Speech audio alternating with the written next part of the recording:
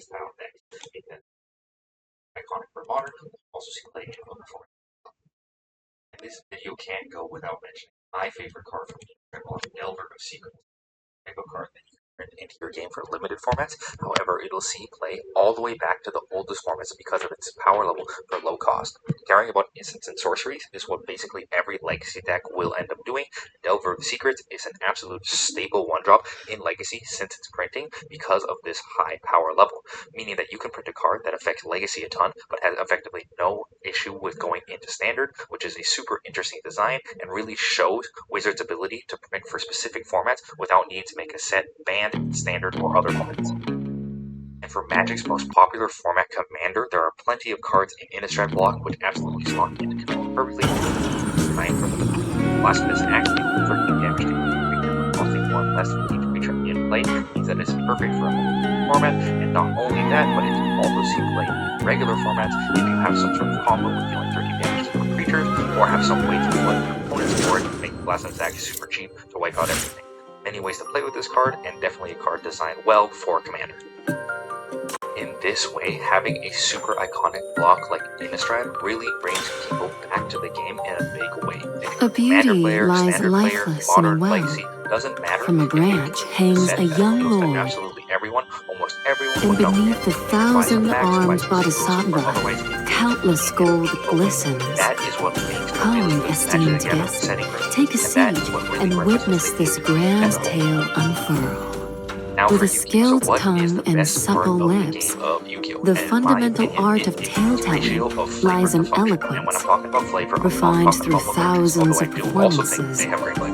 I trust you've come to grasp the intricacies of my craft. Relatively slowly with different archetypes such as the Gravekeepers being the a way to kind of synergize your entire deck around one idea of a cool iconic card that also has a relevant ability that kind of revolves around an archetype. In this case, Necrovalley is the card I think about most when I think about Gravekeepers, and a lot of their cards revolve around that, to a lesser extent in the early days, but much more in the future days. By focusing on this more, Yu-Gi-Oh! Gains a lot of support throughout later sets, meaning that they can take older cards that are either iconic or really didn't have a home and give them homes in future sets. A card like Dark Magician didn't really have that much overlap or much of an archetype in the early days of Yu-Gi-Oh! But as the years have gone on and Dark Magician has become more and more iconic as part of Yu-Gi-Oh!'s original setting, Magician's Rod and other cards like it have come out, which not only name Dark Magician specifically, but also help you get other Magician-esque cards, which can help synergize into this Dark Magician archetype that they have formed over the years. Because of this, Yu-Gi-Oh! Has the absolute widest sandbox of any card game on the market, and any card game that I think will ever exist. By having the most confusing rules out of any card game, also combines with the room for massive creativity to make basically any archetype that they could possibly dream of in Konami's headquarters. If you're not familiar with Yu-Gi-Oh!, this might highlight the example that Yu-Gi-Oh! Can do literally anything they want. So, Cosmos, for example, are about Cosmo Farm Girl, which is just a girl living on a planet with her robot dog, and then it becomes a space odyssey about going to space with literal lightsabers. However, it's not Star Wars because it's its own Yu-Gi-Oh! Thing, so they have spaceships and different cards which interact in interesting ways. Dreaming in the Mirror is all about a girl who dreams you place her down in your set zone, and she's not really meant to do much. However, she dreams of I love that they use the they're called Dream Devourers, and they're weird ass, which I think is something that you really can't implement in any other card game the same way Yu-Gi-Oh! Has. Perspective that they use. I told you to make an archetype in any card game back in Chapter 5's Candy, and boss. every Candy attacks your opponent, it would be pretty hard to make. However, types and ways they can work are matching flavor to function in crossover or different interactions between their games, as they can place anything they want to do in In this way, Yu-Gi-Oh! Can not only add to fan favorite archetypes, bringing back people who love the otherwise magician from the kid, also introduce new archetypes for people who are really in love with Star Wars or whatever. Going on right into their game in any way they want, and drawing new players to a new archetype. Now, is the best part of Hearthstone, something that keeps you coming back to Hearthstone year after year, and in my opinion, it is the animation / video puppet. And when I'm talking animation, I'm not talking about animating the same way you animate a puppet. The Puppet Master Dorian does have great animation. In Hearthstone, any other Yu-Gi-Oh card game I've seen, there's an animation for I'm not seeing any there's an animation bullshit for holding out a spell debuffs. before you cast it, and there is an animation for after you cast the spell, meaning that if you play Fireball, you see yourself holding the Fireball and then casting it after the fact, which isn't really present in any card game I've seen. Not only that, but every single creature in the entire game, including tokens, has a unique line for both playing, attacking, and dying. In this way, when you summon a super duper iconic or massive creature, you can get a really big feel for how that creature is in the game without having to have it have any sort of I did not know she starts with her core immediately. long explanation of story beforehand. Not to mention that all the creatures with health totals or attack totals, huge animations when they crash down the field, and whenever they attack basically anything, it shakes the entire board, which makes it really feel like a big impact when you attack with a large creature. Hearthstone has even expanded this over the years with the diamond animations for either cards or for hero portraits, making even more animated characters feel super lifelike and present in the game. In my opinion, this is what Hearthstone has always done best, and I can really see that with the diamond cards, which are relatively popular amongst players. This helps make Hearthstone have some of the most memorable icons in card history without needing to rely on a massive long history of players to bolster them over years and years. In this way, Hearthstone can give otherwise strong cards, which would normally see a lot of play in their game, iconic stories that are really easy to latch onto and be attached to as a player playing the game. In any other game, a card like Mysterious Challenger would just be a large stick that you wouldn't really think that much about, is the guy who kind of kills you over the course of the game, but its iconic line coming down and saying, "Who am I? None of your business," really sticks in a player's mind when playing with and against the card. And if this can make a card with basically no backstory iconic, taking a card like Ragnaros, which is already iconic in players who play WoW's eyes, really overlaps with the fact that it is a powerful card and also has iconic voice lines whenever it comes in and attacks and says "Die Insect." This kind of card really shows the power of Hearthstone creating icons with very, very little effort put in on Blizzard's side. A card like Patches the Pirate is super duper powerful and has a super iconic charge voice line when needed to be changed when it was new. In my opinion, this voice line is really part of the reason that Patches is so iconic to the players. Not only its power level, but its voice line and attack sound, and seeing it in every game really makes you remember this card on a visceral level. And while these voice lines, when repeated over and over again, like on your picture, can sometimes be annoying, they also make it really iconic for people both playing with and against the game.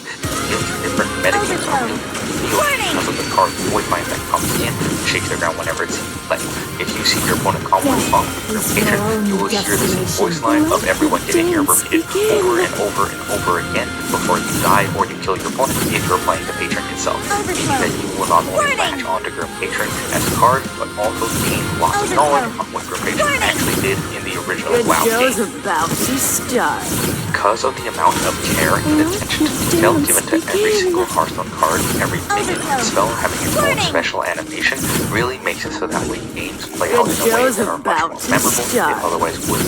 In this way, you can have many cards that are super memorable to you because of one specific game where a card cannot save you, and you can remember it by its voice line, its card art, its attack and death animations, and all the different things that make up the card game. In this way, Hearthstone's polish really slides into a way that is not present in any other card game and makes these cards memorable even years after they have stopped seeing play. And finally, for Pokemon. So what is the best part of the Pokemon trading card game? In my opinion, it is the cost. And I'm not talking about this microtransaction cost in the online line, because that is an atrocity. And I'm also not talking about buying booster packs, because buying these 6 booster packs costs you $150, which is also an atrocity because the scalpers suck, in my opinion. I don't think this is a really controversial thing to say. The cost of booster packs and microtransactions are terrible in Pokemon movies. So then how can I justifiably say that the cost of Pokemon is the best part of the card game if all of these aspects cost so much? Well, if we look at a card like Dragon Ball, this is the best card in the standard metagame right now and is being played to win multiple tournaments over the course of the game. How much do you think the entire deck for Dragon Ball DX costs? It's only $67.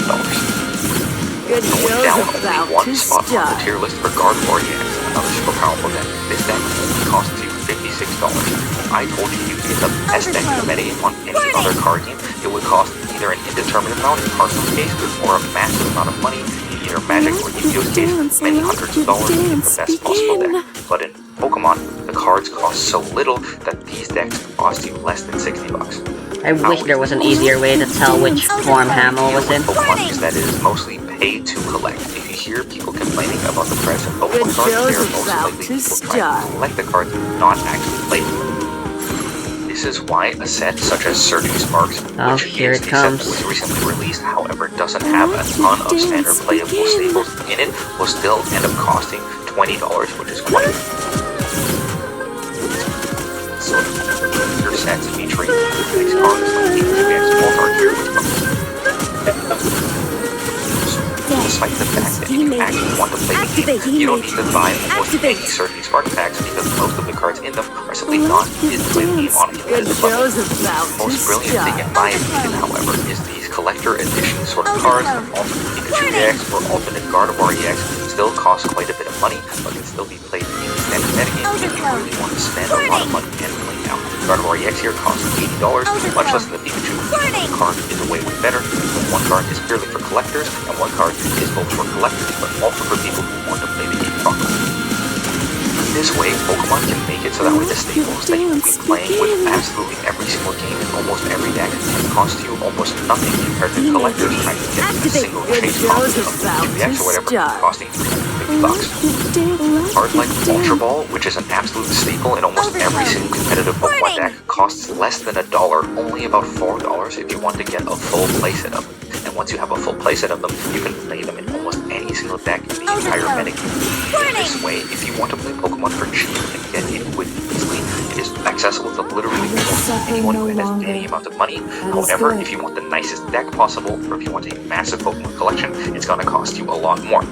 Meaning that Pokemon both hits a striking balance where they can still make a lot of money off collectors and people who want to play younger decks. However, they don't need to people who are younger, maybe don't have access to as much income to play a card game, meaning that Pokemon has by far the largest player base. I'm pretty sure to get the highest score you need to actually just straight up murder her. Also because the entrance level is so low for Pokemon. I'm pretty sure that's how all the bosses go. Powerful cards and powerful decks. Yeah, I'm pretty sure that's purely a whale thing. All these card games clearly show different aspects. Well, thankfully you don't miss out on much. Years or come back to card games after having a high end. We're not getting that far.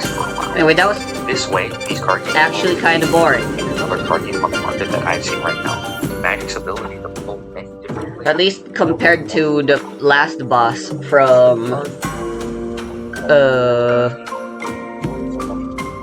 what's his name? From Corin's event. That one was still interesting despite also being kinda easy. Because the bird was pretty cool, I guess. It was a cool gimmick that was present throughout the entire fight. Something you had to watch out for.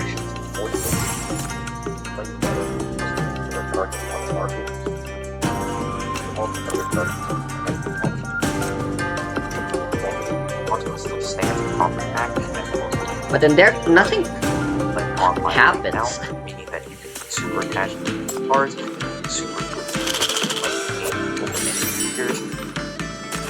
Pokemon has the lowest barriers to entry out of any card game that I have ever seen. That if you simply want to learn to play the game, it is never been easier to play Pokemon than any other card game on the market. This way, Pokemon is both friendly to kids and also friendly to those who want to learn how to play card games for the first time. Pokemon is the absolute best entry point. If you want to learn card game, Pokemon is the one that I would start with. All of these are aspects that are great for veterans and new players alike, being a way to bring new players into the game, but also keep players sticking around for years and years and years. And in my opinion, this is why these card games have stuck around for so long compared to all the other ones that haven't survived. But in this video, I've only talked about specific things that each of these card games does better than any other, but there are some things that end up helping all of these card games together. You may be wondering, what are those? In my next video, I'm going to talk about why. Some overarching elements that help people around and what other card games sometimes miss out on, making it so that we will stick around as long as the day before. Like and subscribe if you want to see content just like this one for my next video, and also like and subscribe if you want to see more content talking about card games. Let me know in your comments about your favorite part of these card games. There's so many things to love about them, and I was just trying to talk about the top ones in my mind, so let me know down in the comments what your favorite part about the card games I talked about in this video are. Thanks for watching, we'll see you in the next one.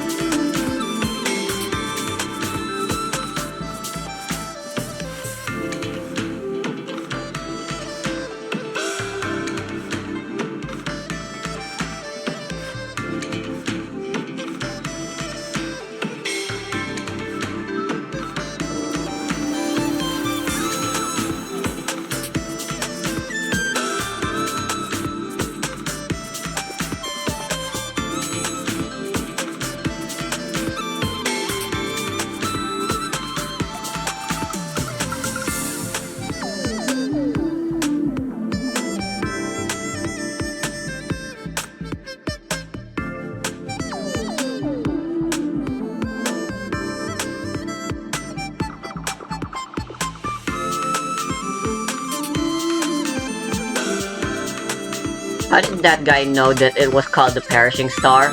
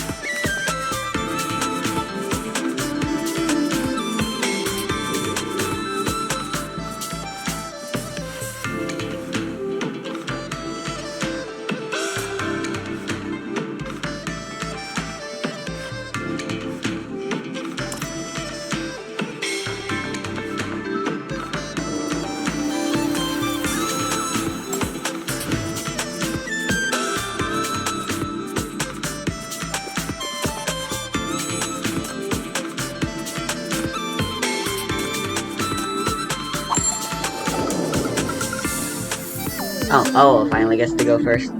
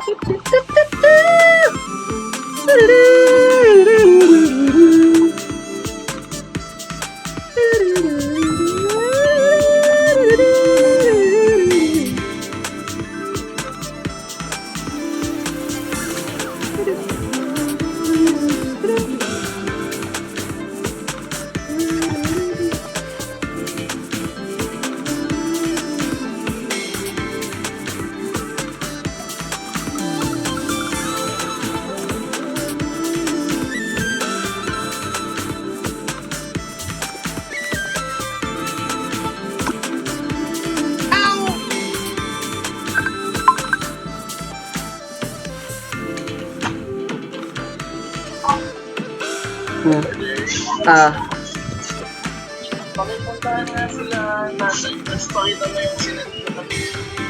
Sure.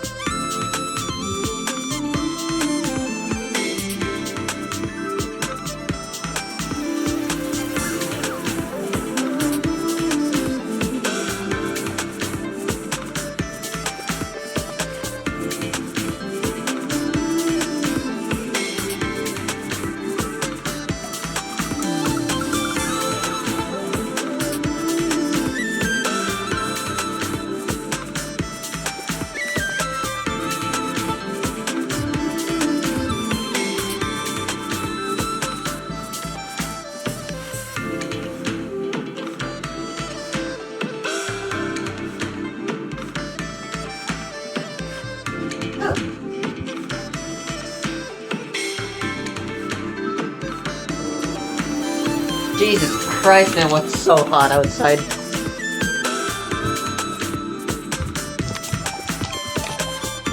How fast is Minecraft Steam? I received this simple question in a comment from someone named Captain Hobo. And you know what, Captain Hobo? I'm a man of the people, so I'd be happy to answer your question. Though, I must admit, I was a bit worried that there wouldn't be enough here to justify a full length. So today, I will find out how fast Minecraft Steam is, as well as the speed of every single possible mode of transportation in the game and the real-world limitations of moving at these speeds. You thought this would be a simple question, Captain Hobo? No. You have opened a Pandora's box of math and science that cannot be closed again. Get ready to learn some physics, because this is the answer to the question: how fast is Minecraft Steam? Richard, hit that intro.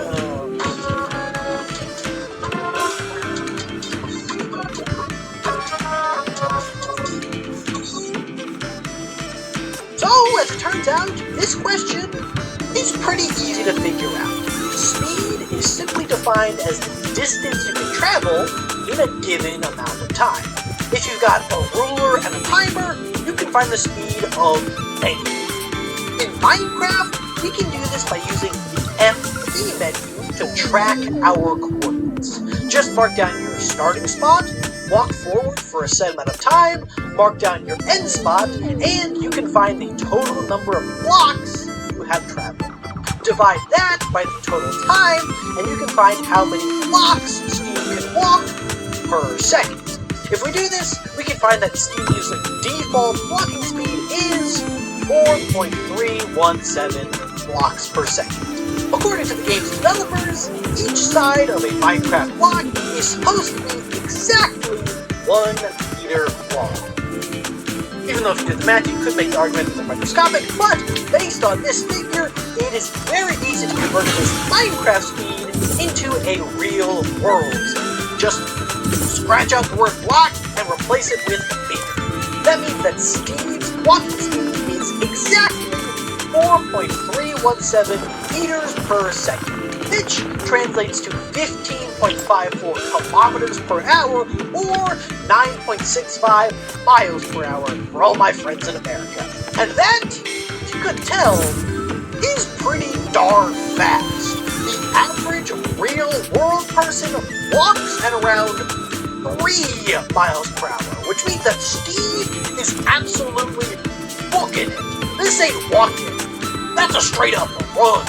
As you can see, the process of calculating speeds in Minecraft is pretty easy, if not a little tedious. Thankfully, Minecraft is one of the best-selling games of all time, with an extremely dedicated fan base, and there just so happens to be a page on the wiki where people have already measured the speeds for literally every single mode of transportation in the game. Seriously, there's things on here that I haven't even heard of. So, all I have to do is copy this data into a spreadsheet, do a little math to find the speeds in imperial units, list out some particularly crazy ones, and bada bing, bada boom, video done. I think we can do a little bit better than that.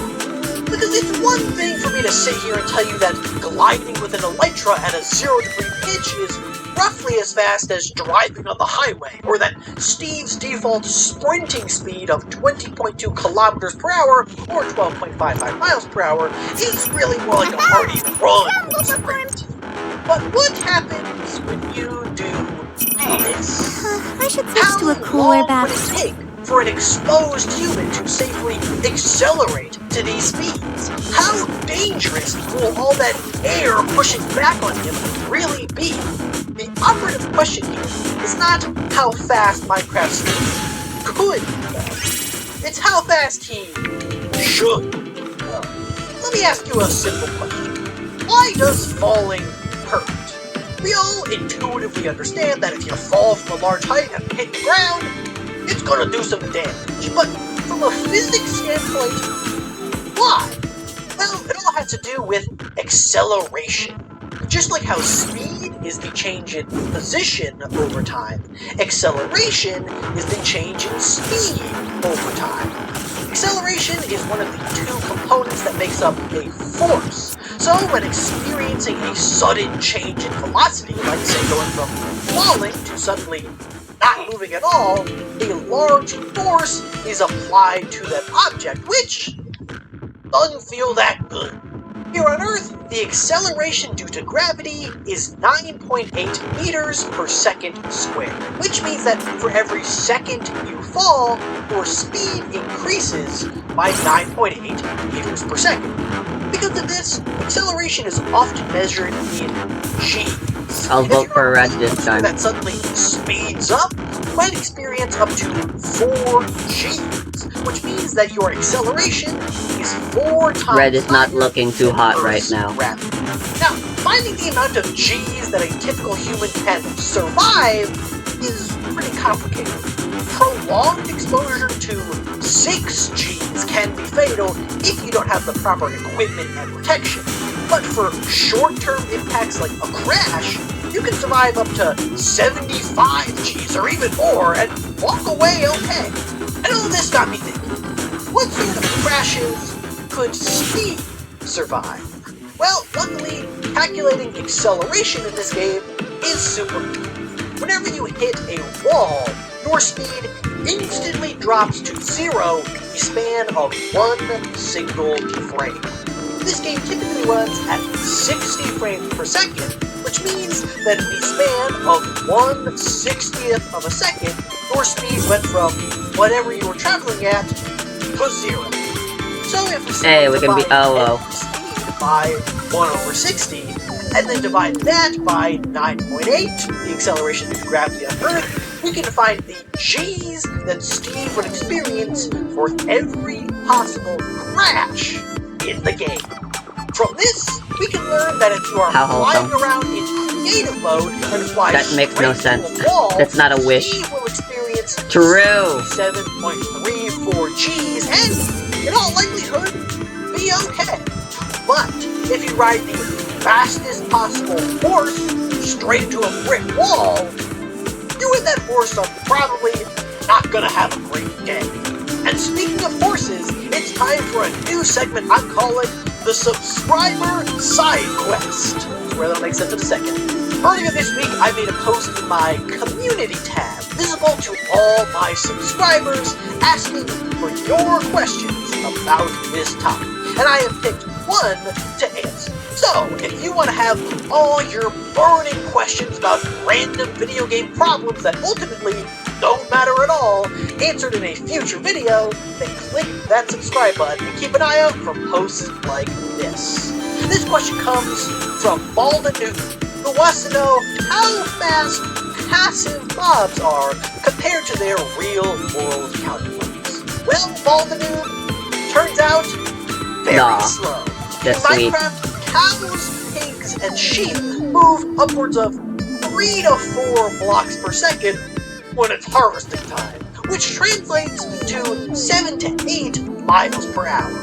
In real life, your average pig runs at around 11 miles per hour, a cow at 17, and sheep can go 20 to 30 when they want to. But the biggest difference that I could find was the polar bear, which in-game moves at 8.9 miles per hour. In real life, one of these actual monsters can move about as fast as a ghast does in-game at a blistering 40 kilometers per hour or 25 miles per hour. So, have fun with all those beauty new lies lifeless in a Remember to well. subscribe to have your questions answered in the future. And now, are you here to see Michi? Feel free to take the time to look at the new supplies, too. That I looked at, 16 would result in fatal crashes, which honestly isn't that bad to try. Why did they make the exchange list shorter? I thought the whole point was to make it so I have to scroll really far to the left for my free stuff. A typical person can usually only survive Something around psychological bullshit to get you to spend money. Acceleration Bullshit. before risking permanent or fatal damage. True, with special anti-G suits, fighter pilots can withstand up to 10 Gs. Last I checked, Steve's got G to the t-shirt, which I don't think are gonna cut it. If we rearrange our acceleration formula to solve for time, we can find that Steve can, in theory, safely accelerate to any speed achievable in the game in under 2.5 seconds, and most of them under 1 second. I mean, it might not be pleasant, but he can do it. So, we've talked about reaching these speeds and suddenly stopping at these speeds. What about actually traveling? For the last nightmare, I want to talk about that one thing that the physics teacher always tells me you can ignore: air resistance. We often think of air as empty space. It's actually filled with trillions and trillions of air molecules. And to move through the air, you have to push those molecules out of the way. And as you may know, every action has an equal but opposite reaction. So when you push on those air molecules, they push back on you. At slow speeds, this pushback is so small that you can pretty much ignore it. But when you're traveling at high speeds, suddenly you're knocking into tons of air molecules every second, all of which are pushing back on you, and that force starts to add up. This is what we call air resistance. Now, this is a little more difficult to calculate than velocity or acceleration, but it's a lot easier than it looks. The force of air resistance is equal to 1/2 times the density of the air you're moving through times your velocity squared times something called drag coefficient times your cross-sectional area. Let's start at the end and work backwards. The cross-sectional area is just the area that the air is striking. Now, normally this can be a bit of a pain to get accurately, but because Steve is just a bunch of rectangles, it's actually super easy. Using some pixel measurements, we can use this proportion to calculate the sides of each of Steve's shapes, and then add them together to find his cross-sectional area. Now, we have to be careful here, because this changes depending on whether Steve is traveling upright, like when he's walking, head-on, like in Elytra, or sitting in a boat or on a pond. The drag coefficient is a set value that represents how aerodynamic an object is. Cube-shaped objects like Steve's